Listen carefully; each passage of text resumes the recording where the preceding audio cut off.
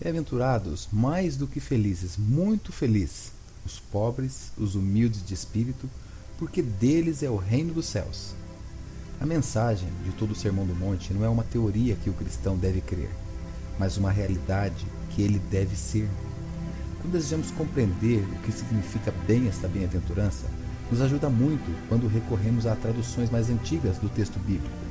E nós descobrimos que nem o grego do primeiro século se encontra a expressão os pobres de espírito, mas sim pobres pelo espírito. O contrário desta humildade, desta pobreza de espírito, é o orgulho. E na criação, desde a criação, a humildade era o lugar da dependência de Deus. A humildade era a virtude mais elevada do homem que Deus criou, conforme a sua imagem e semelhança. O orgulho foi o pecado de nosso primeiro pai, o primeiro homem desta terra, Adão.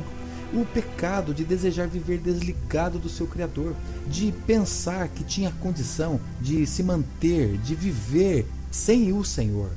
O pecado de desejar ser como Deus. E então o homem caiu, e na queda ele perdeu essa humildade, e assim o orgulho então entrou e se tornou a raiz de todo o mal e de todo o pecado. E então por causa disso nós temos não só um homem que é pecador, mas nós temos agora toda uma raça humana possuída pelo orgulho. E desta maneira, a redenção, a salvação, se torna algo necessário. No entanto, quem poderia salvar o homem de seus pecados? Quem poderia neste mundo de pecado e morte estar habilitado para livrar a humanidade da condenação eterna? Qual ser humano seria tão justo a ponto de satisfazer a ira de Deus, o Deus Santo que requer que sem derramamento de sangue e sangue livre de pecado e morte, não poderia haver remissão de pecado algum?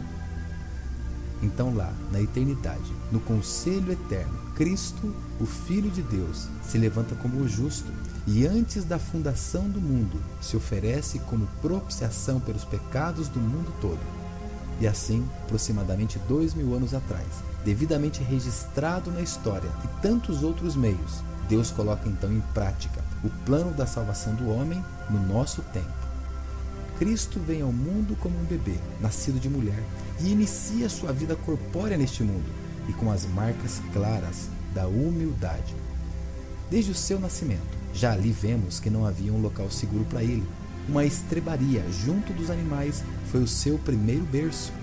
Ele mesmo, durante o seu ministério, disse que o Filho do Homem não tinha onde reclinar a cabeça.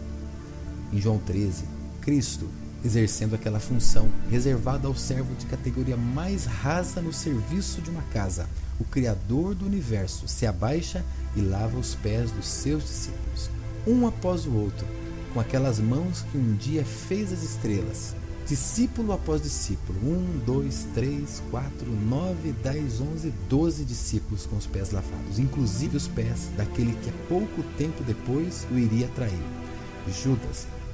Nós podemos procurar em qualquer versão da palavra de Deus onde diz que Jesus não lavou os pés do traidor. Não encontraremos. Desde os céus, Cristo se humilhou, tornando-se homem. Ele abriu mão de toda a sua glória. Ele se fez semelhante a um ser humano e ele foi achado na forma de homem. Se humilhou a si mesmo e tornou-se obediente até a morte e morte de cruz. E na redenção, Deus, em sua infinita graça e misericórdia, torna restaurada a comunhão com o perdido pecador e a humildade assim perdida, também restaurada.